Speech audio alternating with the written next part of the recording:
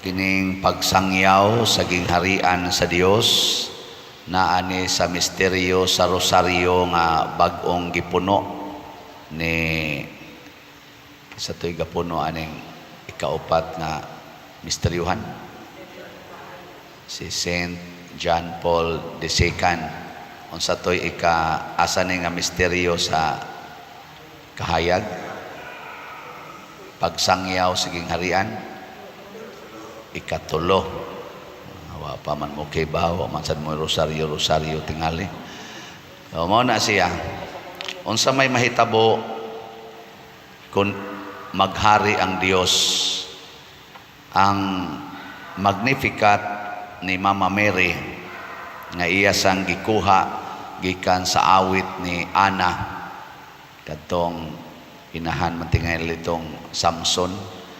Ang awit ni Maria nag-ingon nga kung moabot na ang Ginoo nato iyang ituboy ang mga mapaubsanon, iyang papahawaon sa ilang trono ang mga hari o mga bantugan, iyang pakanon ang mga gigutom, iyang papahawaon nga way dala ang mga mga dato niya. Tinuod ba na? Dili. Nahitabo ba na sa inyo rong kinabuhi? O wala? Magyapon mo klaro. Sa unang pagbasa karon, gibutang diri nga si Jose nahimong gobernador sa Ehipto. Kaila mo kinsa ni si Jose nga gihisgutan sa unang pagbasa? Maoni ang ika-11 nga anak ni Jacob. Si Jacob ginganlan na siya Israel. Nya doon na siya 12 ka mga anak. Ang ika-11 mao si Jacob. Nya si Jacob anak sa ikaduhang asawa ni si Jose anak sa ikaduhang asawa ni Jacob. Bali old age na si Jacob, nakapangasawa pa gyud og bata-bata, mao tong nakaanak ni Jose. O niya ang unang asawa ni Jacob na ay anak nga napo kabuok na Sina, kay pinangga man ni Jose si Jacob kay anak lagi sa iyang katigulangon. O niya may pagyud kaayong mo interpret og mga damgo, murag gitagaan og gift ba sa pag-interpret aning mga damgo. Nasuya ang napo. Yan sa ilang gibuhat, ilang giplanuhan nga patyon si Jose. Nya sa dihang nakahigayon sila, ila na untang patyon, ila na lang gihug sa atabay aron adto mamatay nga di gid nila tuyoon nga sila gimuhono sa kinabuhi. Nya namay naagi nga mga negosyante padong sa Ehipto gikas naagis Kanaan, ilang gibaligya si Jose aron mahimong ulipon. O kun patyon man dito sa Ehipto, bahala ng Ginoo niya. Nya ila dayon gipatuo ni Jacob nga ang iyang anak nga singanlag Jose gikaon sa mga gitukob, gikunis-kunis sa mga bangis nga mananap. Nagda sila sa sinina ni Jose nga ilang gihukas gikaniya, ilang gihumod sa dugo sa mananap nga ilang gipatay. Unya gidadayon nila ngadto sa amahan, porting hilak ni Jacob. So dinaog-daog si Jose, sinalikway si Jose. Apan kay si Jose gipahari man niya ang Ginoo sa iyang kasing-kasing, gitabangan siya sa Ginoo. Ang iyang pagkabinilanggo nahimo ng gawasnon, ang iyang pagkaulipon nahimo na siyang gobernador. Nya gigamit gyapon niya ang iyang wisdom. Gisultihan siya sa Ginoo nga adunay umaabot nga huwaw sa tibuok kalibutan nga mulungtad og mga 3 ka tuig man siguro to. So kining 7 ka tuig nga malambuon ang Ehipto matud pas Ginoo ngadto niya, tiguba ni, pahimusli ni, pagtigom og maayo aron dunay sobra ang inyong pagkaon nga makasustener og 3 ka tuig. Inig abot na suwaw nga wa nay tanom nga mabuhi, magsige na lamog kaon. Mao nay prinsipyo sa hulmigas. Kabantay mo sa hulmigas o kanang mga bees, anang naa sila'y balay, di ba mura mo nagmotubo ilang balay, kay magsige na silang hakot panahos ting init. Nya inig abot na sa tinguan, di man kalakaw ang hulmigas, kay gagmay man kayda sila, maanod na sila sa tubig, aadto ra na sila silang balay, sige kaon, way problema. Masamumto mo na siya kuan. Mausad na siya prinsipyo sa kadang cooperative. Ang kada member mubutang dito sa ilang kading tampo, mubutang ato sa cooperative, o niya motubo ang cooperative ug naay kauban nga medyo maglisod, naabutan og huwaw sa iyang kinabuhi, tagaan dayog suporta sa cooperative niya, gamay ra kaayo ang interest niya. Sa iya pag yung interest naapagid siya ay gitawag og rebate. Di kwarta lang gyapon. Gyapon mo makahibaw. Mao nay prinsipyo sa pagpalit na tog slot, no? Tampo-tampo ta ginagmay, ginagmay dinhi palit mog slot, SBF dag. Hantod nga mudaghan siya, ginagmay-gagmay pero mudaghan, makatukod na taog kumbinto. Ikaw niya pa dir asa mang huwaw diha. Ang huwaw kay mahurot ng imong kwarta sa sige nimong palit. Nya unsa may sunod mo hitabo? Iuli nas Ginoo nimo 100-fold. Mo ni pinakanindot nga premyo. Haron ang kabos mahimong adunahan apan kadtong wa mo palit tungod kay gustong magdato kawad-an sa iyang kinabuhi sa iyang kwarta. Mao na niyang nahitabo sa mga igsuon ni Jose. Sige silang sina ni Jose, ilang giwagtang si Jose sa ilang kinabuhi aron sila ragyoy manunod sa katigayunan o bahandi sa ilang amahan. Pag abot sa huwaw, nangita na sila pagkaon, nakadungog sila nga ang Ehipto purting daghanang pagkaon, nangadto sila sa ilang igsuon nga si Jose, wa ra ba sila kaila? Gipapriso silang Jose kay nailhan man sila. Tistingan ba? Nya giingnan dayon, sige, paulion ako ning uban ninyo ang usa ibilin. Unya kadtong kamanghura ninyong anak igsuon, mo to igsuon ni Jose sa inahan nga namingawan sa ginyag maayo si Benjamin or Benjamin dad adire. Mo ni nagmahay na sila kani mauna ni ang silot nato kay atong gidaog-daog ang atong igsuon katong Jose nga bata nagminahayay na ba ingon sa Ruben, ingnan bitaw tamong ayaw tong buhata, inyo yung gibuhat, mauna ni gigaba-gabaan na ta, kita na say gisilutan. Unsa man na siya in relation sa paghari sa Dios, iya sang pamat-on ang atong kaugalingon sa atong mga sala. Basta muhari ganina ang Ginoo din hinato, gawas nga mausab ang dagan sa tong kinabuhi, muarang-arang ba, muarang-arang, dili mo mahimong uyamot, makamatngon pagita sa atong sala. Busa ka ng mga tao nga miuswag ang kinabuhi, ni arang-arang ang kinabuhi, pero sige gyapong pakasala, wa pa na harii sa Ginoo. Sige, lingiyay mong tupad.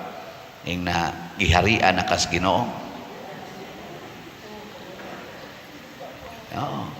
Una ha, mo ni ang duhang mahitabo basta maghari ang Ginoo. Ang atong kinabuhi mo arang-arang kay ang gigutom mabusog na, ang kabos maarang-arang na, ang mga dinaog-daog mahimo ng mga pangulo or inila.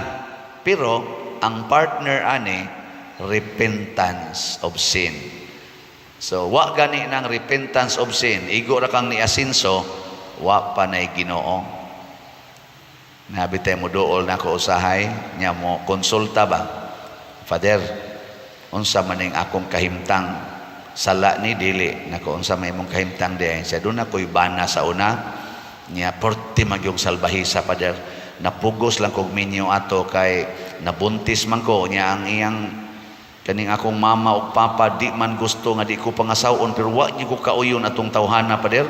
Mao tong pagkaminyo ginamo pulos raman kasakit kulata ang akong madawat porti pag yung mga bit hangtod gibiyaan jud ko pader na nya karon gibiyaan naman ko niya wa man sad mi anak nakakita ko ron og bag-ong akong bana buutan kay pader na nami anak tulo ka buok nindot kay among pagpuyo sige sa kog simba sige kog tabang simbahan pero wa lagi mi makasal pader kay tungod manggod kay wa man ko makapail o kaning sige na naliti nako pail og naliti sa di mo sabot ang Ginoo pader o wa na lang ni total ga binuotan masad mi pader wa man sagid mi magbinuang ako honest ko sa ako karong kapuyo siya sad honest sad nako wa gyud magbinuang pader dili na din na pwede pader sa inyong paminaw sawan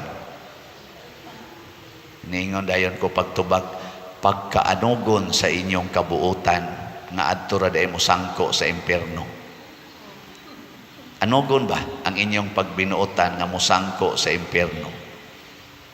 Ngano man nako sala manggunagod nga nagpuyo-puyo mo di ba gauna kag sala ga premarital sex nya namabdos ka mura man tingtog na ectopic sa to na nawa tong iyang gimabdos pero tungod kay mabdos gid pakasal nya man wa sila na makaanak kay nawa nakuha man tong bata pero kinasal na bati man kay batasan ang iyang kuan iyang bana di nagkabuwag sunod sa nahitabo nanasad siya bag-ong nakitaan buutan na Diyos noon kayo sige sila simba pero di lang kuno sila mukalawat kay lagi di man pakalawaton ang way kasal bisan pagkasal sa huwis di man gyapon na nato itugot nga mukalawat kay wala pa may sacramental wedding nako anogon kayo tiwasan na lang na tanan siya mahala sad mo apply og kuan pa dire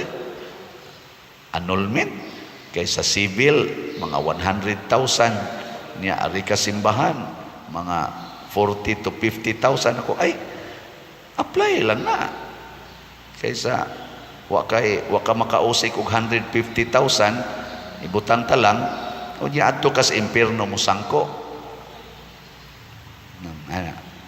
o kamo na ang sitwasyon na sa inyong buhaton mag-annulment pa mo o di na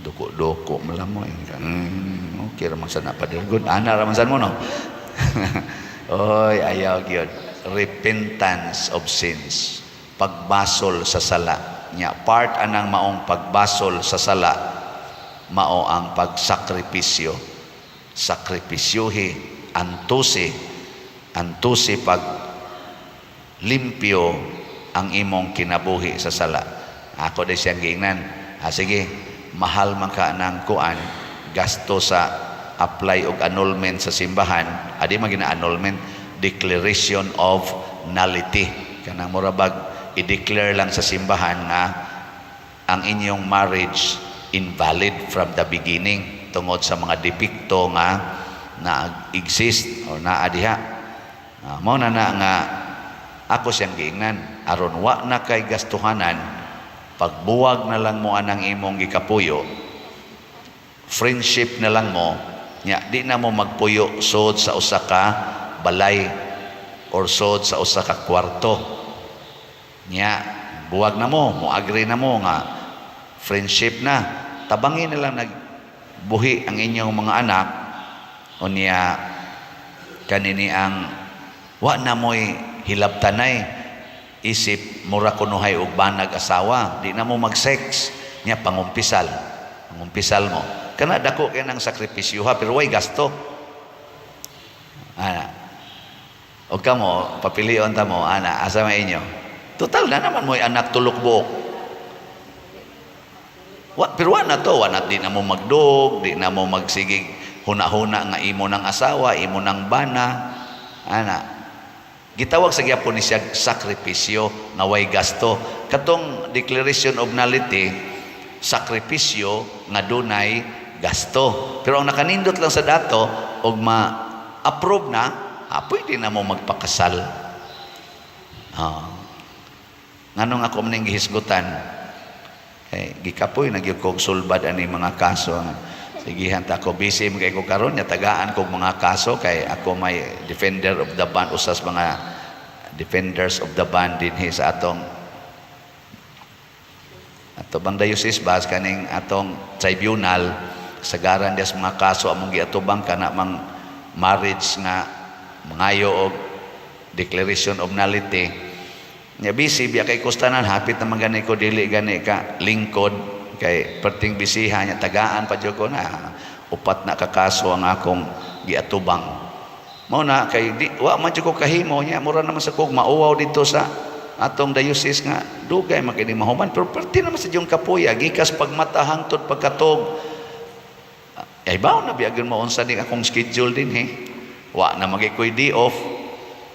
Dasukan pagyud ko anang kaso nya inigbasa na po kani yung mga tawhan nang tuka-tuka yung minyo kitay hasol-hasolon niya magsigihan kog text padir asa naman tong kaso kay gadali lagi padir gadali nako gadali kita pa dali nya may magasugo ko ani niyang minyo dito ngano wa gyud klaruha nya karon hasol-hasolon ng pari wa man gay may magminyo magsige na mig sulbad anang kinabuhis minyo. So nga kung gihimo karong extra effort ako na lang sa ning ihalad sa mga buangon nga sorry sa term kana bang wa kayo klaruha ang ilang panagminyo ba nga ako na lang sa ning halad sa ninyo kay pari man gyud ko unsaon man sang nakanon lawyer man ko masag ko ni unta tuyo sa tinud-anay may rest in peace si anhing Archbishop Cardinal Vidal mao'y nagsulti nako nga pagkuha og canon law kay mao na specialize pag graduate na ko sa theology ba kay gakinahanglan tag additional canon lawyers perti kinakatong reklamo your eminence I don't like anang canon law bugo-bugo biya ko kapoy biya kay nainanang sigig tuon nakukuan akong ganahan unta kaning moral theology ganahan medyo ko anang morality ana insya but we need canon lawyers don't we have many moral theologians you should specialize canon law mura ko kapas ag cross nga way butang-butang pero ako gitong gitiwas by obedience hangtod karon I love my work as canon lawyer ang trabaho lang ang problema lang gisudlan masad ko aning wasad nako tuyo nga porti sang daghana ang manginahanglan sa akong panahon isip preacher isip counselor isip tigmisa sige sa noong kolekta pero saan nga nakaroon ang akong gibuhat mumatag ko alas 3 sa kaadlawon hapit na ni mga muduha ka buwan aron akong trabaho kay og ari ko magtrabaho sa adlaw diot sa anak ko sa kwarto tuktokon ko pader di ay taga Davao pader di ay taga Negros pader di ay taga Canada pader di ay taga Australia ni palitra bagslat o diya makigpa-picture nimo makig-istorya nimo manaog na sa ko inignaog na ko dire eksaka dito pagkakapoy ibalik ang trabaho may pagmatog tana sa mo tuktok ako wa man gyud mo tuktok og kadlawon amo na alas 3 kadlawon magtrabaho ko hangtod alas 5 karon hinoon kalois Ginoo nahuman na nako ang duha hapit na sad mahuman ang usa matulo na nakahuman basin pa malangit na sila ako lang ning gihisgutan ngano man kini manggong dili pag sakripisyo aron pagbuntog sa sala makapawagtang ni sa gingharian sa Dios ug unsa man ang gingharian sa Dios gingharian sa kalinaw kalipay kahiusa o kabalaan kinahanglan dili ta magsigig pangandoy aning kalinaw kalipay kauswagan pero why kabalaan sa kinabuhi kay nga naman sooner or later maghatag itag problema sa atong katilingban basta magsigig tag pakasala kung kamo magsigig pakasala maproblema yung atong parokya kung ang pare magsigig pakasala maproblema ang simbahan sige lingay mong tupad ing na mamiya na ta sala ha. Naa kanang siging linibakay, siging sinawayay, siging away, siging pamaka, siging premarital sex, siging same sex, siging corruption, unsa pa na diha mga sala, pangwarta na siging pangutang nya di ra ba mo bayad, sige sag paningil, tag-as ra ba kay interest ipatong, mga sala ni nga atong angay hunongon. Suway naghunong, di ba malinawon kay tas tanan. Muna imbis nga inyo untang ipakasala, may pag-ipalit dalag slat. Kaya kaning sala gastom kay na sigarilyo pananglitan, inom, drogas, kanang kabit-kabit, kanang pasiging pa-beauty anang inyong mga naong, mga babae. Ana, mahal kay na. Mahal kay ba? Kaon, ana, mahal kay na sa tanan. Kanang addiction anang mga gadgets, siging palit og bagong gadgets, mahal kay na sa tanan. May pa og mawag ari nung wag tango nang naang mga bisyuha, mas maay pag inyong ipalit og slots. Nga naman, barato ra. Naalay promo gamay, 4 slot challenge. Naay promo, no? Nya kada palit og slot, naadayon mo'y 100-fold blessings gikan sa Ginoo. Di man ni bakak, kay gisulti man ni sa Ginoo. Di sa ni pagpahimulos, kay angay man sa ning isangyaw. So, salamat sa namalit na tog slots sa SBF DAG. As of yesterday, ang atong halin niabot na og 32,472 slots. Pakpak. Naapay 43,528 na available slots. Sige lang yun mong palit niya. Kung ganahan mo mo appeal sa 4 slots challenge, pasabot mo palit mo 4 ka slots. Pahinungod ni sa akong ikaupat na katuig nga pagka-parish priest, labi na gidinhi sa atong parokya. Ako 4 na mo katuig karong August 6. So hangyo ko ninyo, kung nalipay mo sa akong pagka-parish priest, palit mo 4 ka slots worth ni og 2,000. Labing minus lang na siya.